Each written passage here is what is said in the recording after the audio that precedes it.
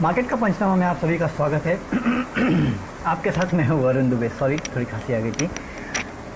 एक बेहतरीन trading session आज भी भारतीय बाजारों में देखने मिला। हालांकि 6 दिन की लगातार तेज़ी के बाद आज फाइनली भारतीय बाजारों में जो तेज़ी थी उस पर ब्रेक लगते हुए नजर आई है, लेकिन आज भी 11,300 के ऊपर मार्केट जाके बंद हुए हैं। ये एक अच्छी बात है। अब मार्केट इस लेवल पे है ना कि बुल्स और बेल्स दोनों खुश होंगे। बुल्स खुश है कि चलिए कोरोना की दवाई तो मिल गई, उसके चलते हम 11,300 के लेवल के आसपास खड़े हैं। बेस इसके लिए खुश है कि कोरोना की दवाई मिली, लेकिन आने में शायद समय लगेगा। रशिया की बात कर रहा हूँ मैं, आने में शायद समय लगेगा। उसके चलते आज देखिए एक प्रॉफिट बुकिंग देखने मिल गई है। तो कहीं ना कहीं इस टसल जोन में मार्केट आज है, और इस टसल जोन में शायद मार्केट आने वाले कुछ दिनों तक रह भी सकता है। हो सकता है आने वाले कुछ दिन मार्केट कुछ लेवल तक कंसोलिडेट करे, क्योंकि ऐसा देखने मिल रहा है। क्योंकि आज का जिस तरह का ट्रेड था 11,240 के आसपास की रेंज जो है, तो 100 पॉइंट की रेंज में आज मार्केट जो टसल जोन था ना कि भाई ऊपर जाए कि नीचे जाए, कुछ समझ में नहीं आ रहा था। अभी नहीं आ रहा है, लेकिन मेरे ख्याल से एक बार जब क्लैरिटी आ जाएगी तो शायद आपको ज़्यादा अच्छा पता चलेगा कि कहाँ तक जाना चाहिए। लेकिन अभी फ़िलहाल में अगर इस मार्केट को देखो तो आज एडवांस डिक्लाइन भी ऐसा ही था कि एडवांसेस ज़्यादा थे, डिक्लाइंस कम थे। उसके बाद भी अगर निफ्टी सेंसेक्स देखे तो हल्के लाल निशान में बंद हुए हैं। मैं इसको फ्लैट ही कहूँगा, हल्का लाल निशान भी नहीं बोलूँगा। मिड कैप और बैंक निफ्टी देखिए वो ऑलमोस्ट हरे निशान में बंद हुए हैं। तो इसके लिए मैं कह रहा हूँ एक टसल जोन में जो मार्केट है फिलहाल आज आपको देखने मिल रहा है। एडवांसेस अभी भी ज़्यादा है, तो कहीं ना कहीं ये बता रहा है कि शायद अभी भी जो तेज़ी का रुख है वो पूरी तरह से ख़त्म नहीं हुआ है, वो अभी भी जारी है। उम्मीद करता हूँ 11,500 जल्दी देखने मिले, लेकिन हाँ इतने दिन लगातार चलने के बाद थोड़ा कंसोलिडेशन होता है मार्केट में, और वही हो रहा है। थोड़ी बहुत गिरावट आई है। मेरे ख्याल से फिलहाल इससे डरने की ज़रूरत नहीं है। लेट्स सी आगे क्या होता है, किस तरह का ट्रेंड देखने मिलता है। ग्लोबल मार्केट्स भी आज मिक्स ही थे। आप देखें एशियन मार्केट्स, वहाँ थोड़ा उतार चढ़ाव देखने मिल रहा था। कैश बैक फुटसी में अगर आप डैक्स को देखें तो वहाँ लाल निशान में कारोबार था। डाउ फ्यूचर्स लेकिन अगर आप देखें तो अच्छी खासी तेज़ी दिखा रहे थे। तो ग्लोबली भी मिक्स था, इंडियन मार्केट भी मिक्स थे, तो उसमें कोई दिक्कत की बात है नहीं। ट्रेंड अभी भी इंटैक्ट है। पहले 11,380 के आसपास अगर हम निकलते हैं, उसके बाद 11,500 के आसपास के लेवल आपको देखने मिलेंगे। नीचे 11,250 के आसपास, 11,230 एक्चुअली अगर आप देखें तो इंपॉर्टेंट सपोर्ट बन के निकलता है। लेट्स सी मार्केट कहाँ जाते हैं। लेकिन एक बात और आज इंटरेस्टिंग देखने मिली। कोरोना के वजह से जिस पे खराब इम्पैक्ट होने वाला था ना, उन काउंटर्स में देखिए कितनी बेहतरीन तेज़ी देखने मिली आज।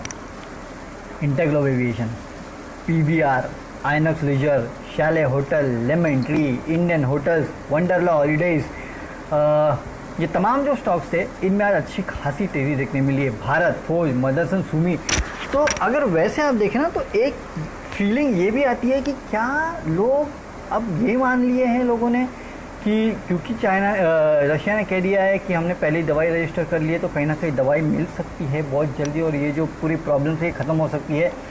इन स्टॉक्स को देख के एटलीस्ट यही लग रहा है कि लोग ये मान के चले कि शायद दिक्कतें जो है अब वो जल्दी से जल्दी ख़त्म होते हुए दिखाई देगी। इसके लिए आप देख रहे हैं कि इतने दिनों बाद अब इन स्टॉक्स में इस तरह की तेज़ी देखने मिली है। अगर हो जाए ये सब तो वेल एंड गुड, फिर तो यहाँ से इन काउंटर्स में और भी तेज़ी देखने मिलेगी। लेकिन अगर और आगे पुश हो जाए इसमें तो वो दिक्कत की बात हो सकती है, और ये काउंटर में फिर गिरावट आ सकती है। तो बहुत स्ट्रिक्ट स्टॉप लॉस के साथ, अगर आप मुझे पता है पूरे इसमें आज ये सवाल आएंगे, इंटरग्लोब हो या मदरसन सुमी हो, भारत फोर्ज हो, कीजिए ट्रेड, लेकिन बहुत स्ट्रिक्ट स्टॉप लॉस के साथ कीजिए, क्योंकि ये दिन में 10% ऊपर जा सकते हैं तो एक दिन में 10% नीचे भी आ सकते हैं। ये आपका याद रखना है आपको कि ये है कि 10% का स्विंग किसी भी तरफ से दे सकते हैं। तो वैसे आप ट्रेड कीजिए इन काउंटर, ठीक है।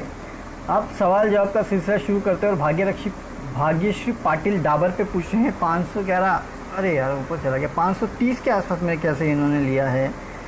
देखिए डाबर काउंटर जो है मुझे अच्छा लगता है, हालांकि 530 मेरे ख्याल से काउंटर उन लेवल से काफ़ी नीचे आ जाना चाहिए अभी तक। वैसे तो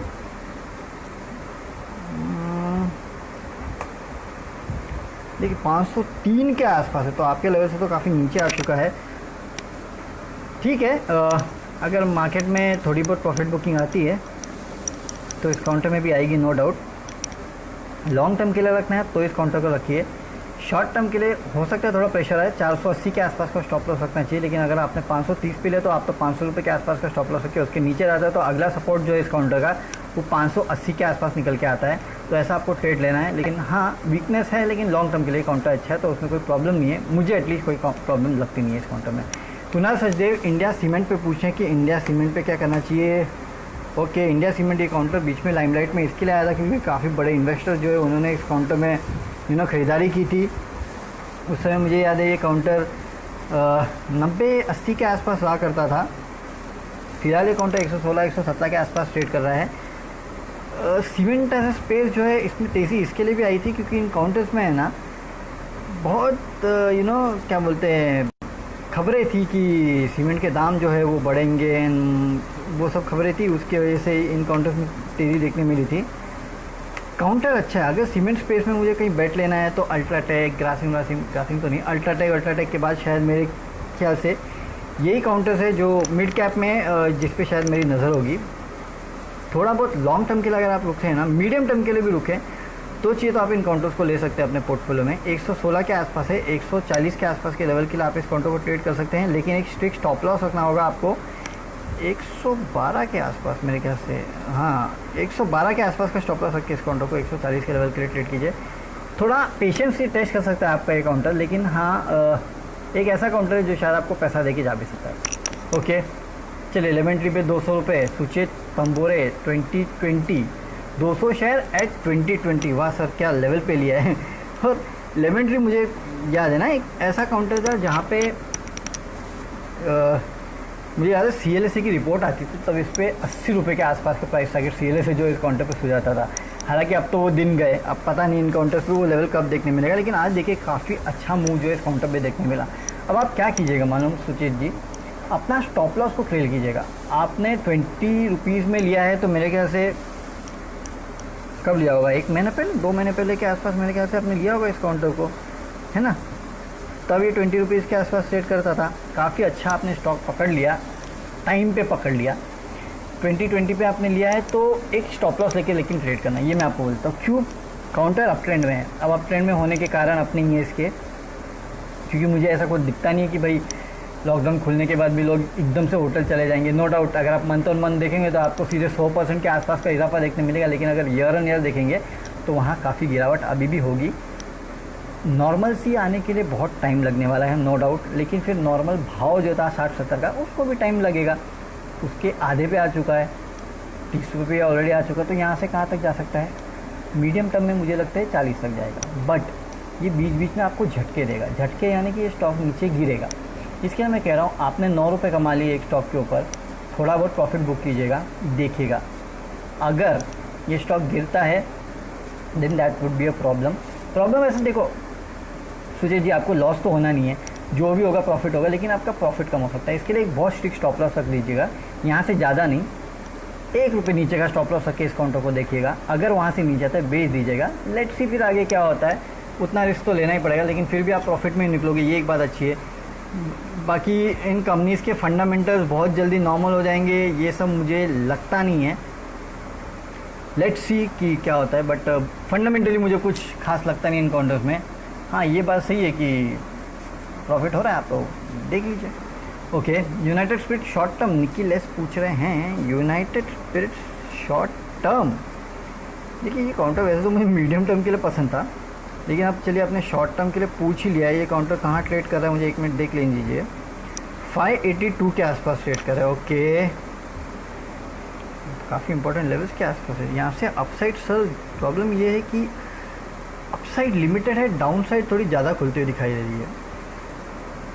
अगर आप थोड़ा लंबी अवधि का सोचें ना, साल भर के लिहाज से, तो मैं आपको शायद बोलूँ कि भाई चलो ये 700 के आसपास जा सकता है, लेकिन आपने शॉर्ट टर्म के लिए बोला है तो देखिए रुकिए ना, यहाँ से थोड़ा और नीचे आने की गुंजाइश है इस काउंटर की।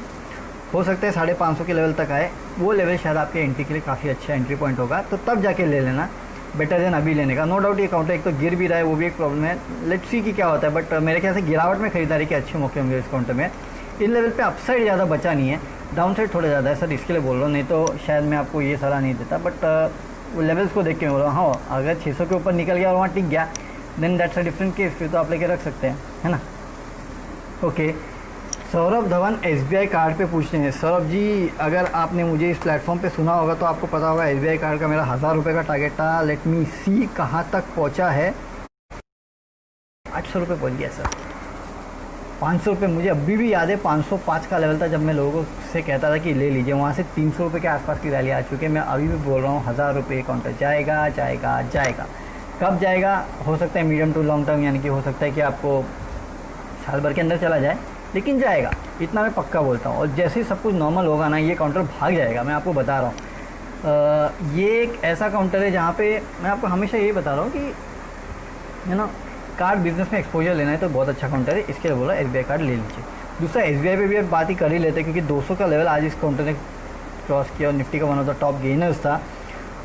203 देखिए फिर से उसी लेवल पे आके टिका है 203, ये बहुत क्रूशियल लेवल है इसका। इसके पहले भी 203 204 के लेवल के आसपास ये आके काफ़ी बार ये काउंटर रुका है, तो ये एक मेक और ब्रेक लेवल पे खड़ा है। याद रखिए यहाँ से 2 रुपये के आसपास की भी तेज़ी आ गई ना और बंद हो गया ना उसके ऊपर 2-3 रुपये के आसपास, 206 207 के ऊपर, तो ये काउंटर यहाँ से और 25-30 रुपये के आसपास की रैली दिखा सकता है।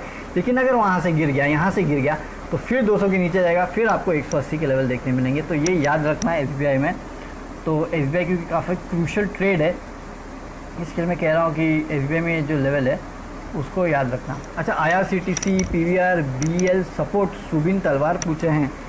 देखिए IRCTC मैं देखूँ तो ये किस लेवल पे पहुँच गया है, और BEL देखिए सबसे पहले IRCTC 1200 के आसपास है, 1300 1400 के आसपास है। देखिए इसका सपोर्ट है ना सर जी, ये क्रूशियल सपोर्ट पे है, सपोर्ट 1350 का है अगर आप इमीडिएट सपोर्ट चाहते हैं तो, और ऊपर रेजिस्टेंस जो है वो 1500 के आसपास है अगर वैसे देखो तो। 1350 का सपोर्ट, रेजिस्टेंस जो है 1500 के आसपास इस काउंटर में है। 1500 के बाद 1700 भी देखने मिल सकता है, लेकिन ये बहुत लंबा हमें गुजारता है ये 1300 1400 के आसपास, वो अभी भी वहीं अटका हुआ है। आई होप ये यहाँ से निकलेगा ना जिस दिन, तो मेरे ख्याल से ज़्यादा चांसेस है कि ये ऊपर ही निकलेगा, नीचे निकलने वाला अब मुझे लग नहीं रहा इसके लिए। दूसरा आपने BL पूछा, तो BL 110 के आसपास एक काउंटर ट्रेड कर रहा है, 4.5% आज ऊपर था, अच्छा है। 100 का लेवल इसने पार किया, काफ़ी इंपॉर्टेंट लेवल था इस काउंटर के लिए। अब यहाँ से कहाँ जाएगा, तो मेरे ख्याल से अगले कुछ दिनों तक सरकारी कंपनी हो सकता है कि और तेज़ी दिखाए, लेट्स सी। आप ज़्यादा कुछ मत कीजिए, यहाँ से 5 रुपये के आसपास का स्टॉप लॉस रखिए और 15-20 रुपये के आसपास की रैली के लिए इस काउंटर को ट्रेड करना, लेकिन थोड़ा टाइम देना है इस काउंटर को, एकाएक आपको शायद ना मिले ये ट्रेड, थोड़ा टाइम लगेगा। इसके लिए बोला एक स्टॉप लॉस 5 रुपये का, ऊपर 15-20 रुपये के आसपास के टारगेट के लिए आप इस काउंटर को ट्रेड कर सकते हैं। और PVR का सपोर्ट आप पूछते हैं, तो PVR का एक ही सपोर्ट है और वो है मूवी टिकट। जिस दिन जाके मूवी टिकट ले लोगे उस दिन जाके इस काउंटर को खरीदना। उसके पहले मुझे पता है कि 6.5% आज चला, बहुतों ने मिस कर दिया होगा, हाँ ठीक है मैंने भी मिस कर दिया, लेकिन रिस्क बहुत ज़्यादा लगता है इन काउंटर्स में। इसके लिए मैंने पहले भी यही सलाह दी थी, जिस दिन आपकी हिम्मत होगी कि जाके पिक्चर देखूँ थिएटर में, उस दिन जाके इस काउंटर का पहले शेयर खरीदना, पहले टिकट खरीदना, फिर जाके इस काउंटर का शेयर खरीद लेना, तो अच्छा होगा। चलिए इसी नोट पे अब विदा लेते हैं। कल आपके साथ इसी प्लेटफॉर्म पे फिर से जुड़ेंगे। आपके जो बचे कुछ सवाल है उसका जवाब देने के लिए सुबह 7 बजे हमारे साथ जुड़िए, तो बताएंगे इंडियन मार्केट को कैसे ट्रेड करना है, ग्लोबल क्यूज़ क्या है और कौन से इंपॉर्टेंट लेवल्स है जहाँ पे आपको नजर रखनी है। तब तक के लिए सी यू, गुड बाय।